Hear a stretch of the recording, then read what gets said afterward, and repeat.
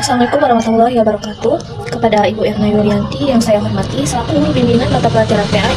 Perkenalkan, kami dari kelompok 3 yang beranggotakan 1. Isaria Utama, 2. Rita Milani, 3. Lia Fitriani, 4. Nilam Cahya, 5. Rizal Jimbaran, 6. Muhammad Sariullah. Di sini kami akan mempresentasikan sebuah cerita atau kisah dari para nabi-nabi. Kelompok kami sendiri mengambil cerita dari Nabi Isa alaihi salam. Di antara kekuasaan Allah yaitu menciptakan Adam tanpa bapa dan ibu, menciptakan Hawa tanpa ibu, dan menciptakan Isa tanpa bapa, serta menciptakan manusia yang lain dari bapa dan ibu.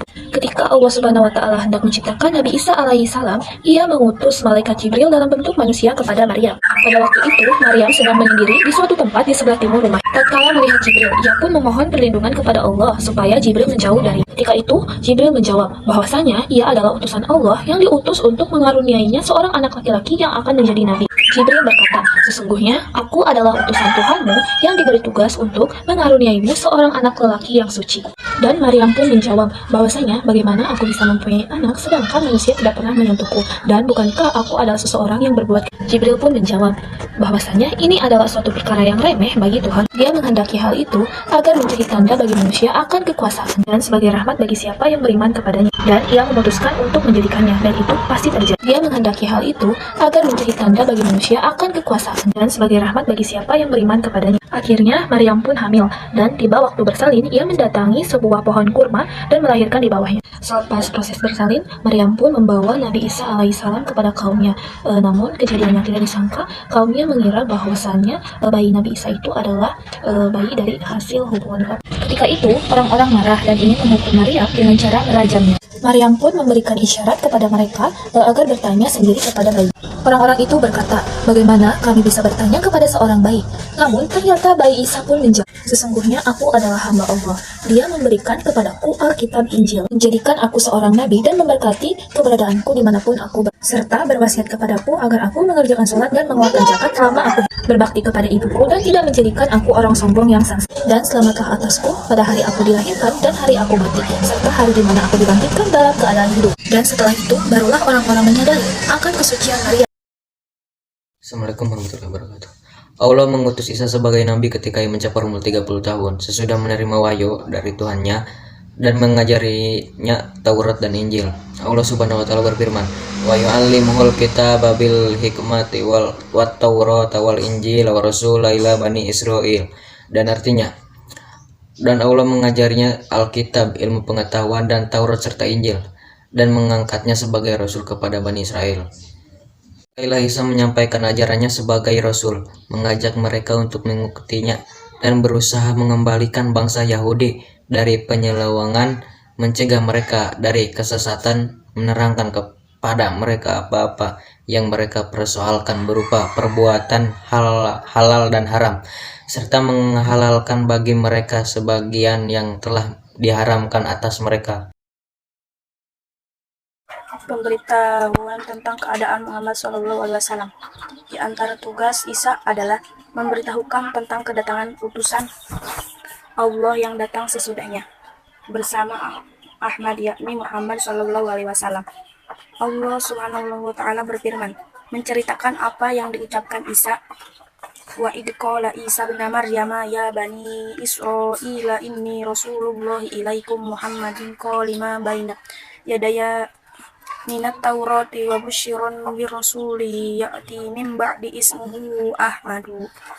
Tatkala Isa anak Maryam berkata, hai Bani Israel, sesungguhnya aku adalah utusan Allah kepadamu.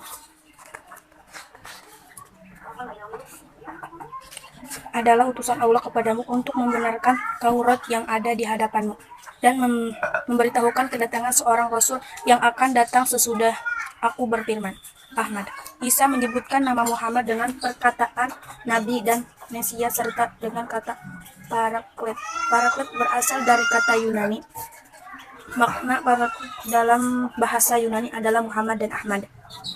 Al-Alamah Abdul Wahab An-Najjar bertanya kepada Nabi Carolino seorang orientalis Itali tentang arti kata.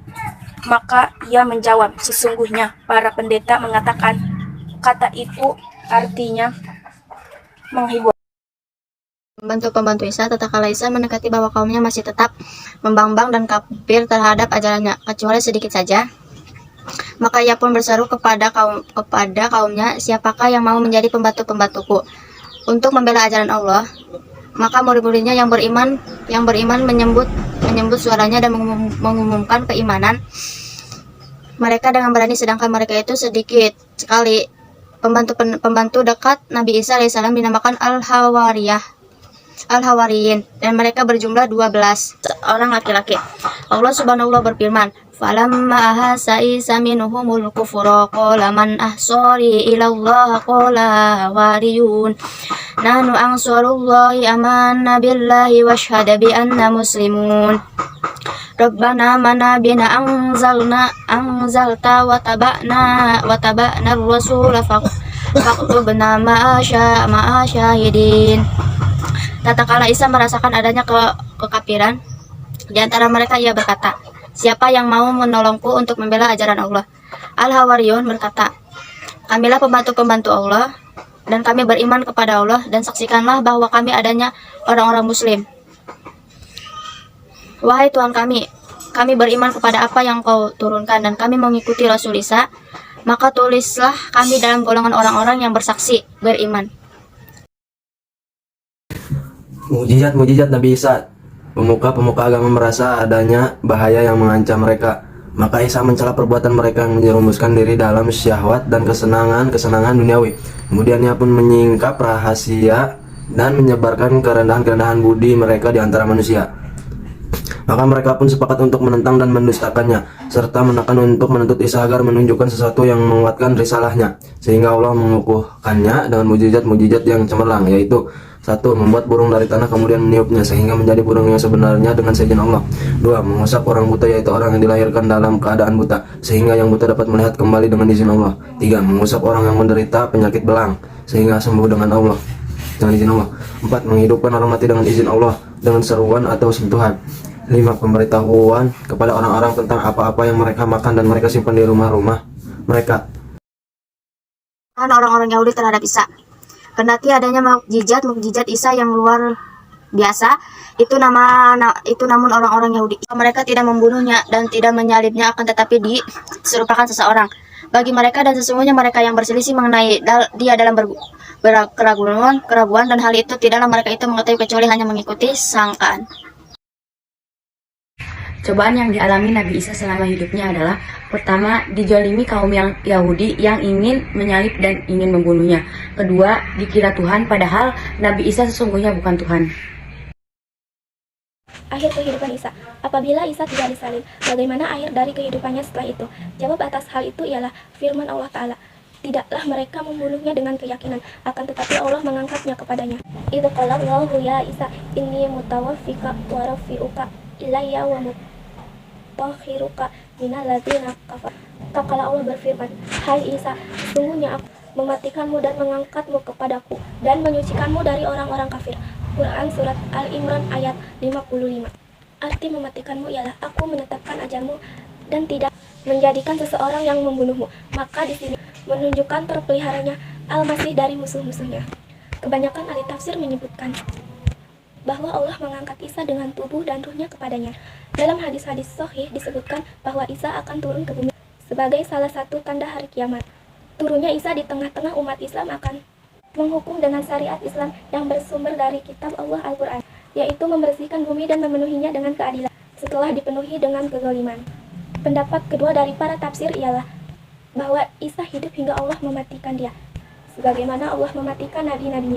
Yang jelas, dalam hal pengangkatan sesudah kematian, ada pada firman Allah Ta'ala, akan tetapi Allah mengangkatnya kepada, ialah pengangkatan derajat di sisi Allah, sebagaimana Allah berfirman kepada Idris, dan kami angkat dia kepada tempat yang tinggi, dan kami angkat dia ke tempat yang tinggi. Quran Surat Maryam ayat 57. Kalau begitu, kemana perginya Isa dan apa yang diperbuatnya? Jawabnya ialah bahwa Allah merahasiakan halnya dan tidak menjelaskan kepada kita, maka kita serahkan ilmunya kepada Allah. Keesaan Allah dalam dakwah Isa alaihi salam. Apabila kita ikuti ayat-ayat Al-Quranul Karim yang menyebut Isa dan agamanya, maka kita dapati bahwa Al-Quran memuat bahwa Isa adalah utusan Allah untuk memberi hidayah kepada makhluknya serta mengajar kepada pengesaan Allah dan pengesaan dalam ibadah. maka ibadah itu harus bagi Allah semata-mata. Tauhid itu dalam zat Allah dan sifat-sifatnya. Zatnya tidak tersusun dan sifat-sifatnya tidak ada yang bisa disamai, dan ia suci dari mempunyai anak. Quran Surat An-Nisa ayat 170. Sekian penjelasan kisah Nabi Isa alaihi wasallam yang kami sampaikan. Wassalamualaikum warahmatullahi wabarakatuh.